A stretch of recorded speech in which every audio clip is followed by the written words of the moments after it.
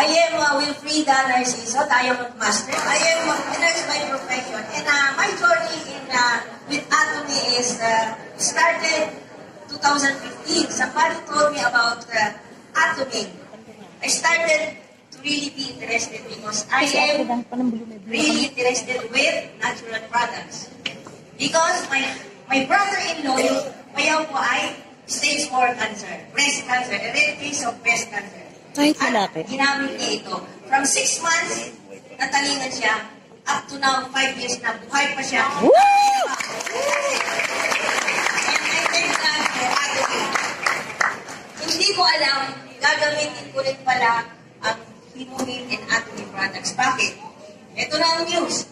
May 2019, I was diagnosed with stage 4 cancer, metastasized, iliac, bones, lungs, kidneys, and sa aking kidneys, lungs, bones, Lahat. at saka liver ko. So, what will you tell to yourself? Sabi ko, Diyos ko, samahan mo lang ako. Because I believe in Jesus Christ. And inaamin ko because I'm a nurse, I overestimated my strength. Pardon? Like duty. And, so my advocacy now, kahit healthy kayo, you should be having your check-up even only once a year. Yan ang iiwanan ko sa iyo. Don't ever estimate your strength. But, bakit nakatulong Himuhin and other products? I'm undergoing chemotherapy now. And I finished now my weekly chemotherapy for 6 times. But, bakit hindi pa ako kalbo? May nag-donate na sa akin ng wig. Hindi niya experience the side effects of chemo drugs like insomnia, kain pa rin ako ng kain, pero yun na lang. Ano na, moderation. Na, wala ng karne, ganyan. So, it's discipline. Tulog ako ng tulog.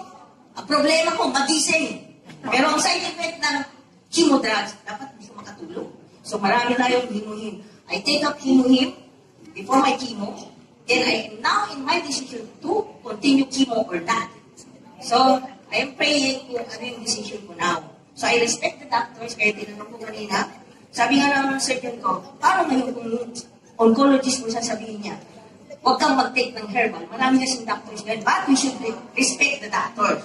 It's your own decision kung kayo ay mag-take or not. Sabi ko sa surgeon ko, sabi ko, if I am at home, alam pa ba nung oncologist ko kung nilalaklak ko na yung mga hapon?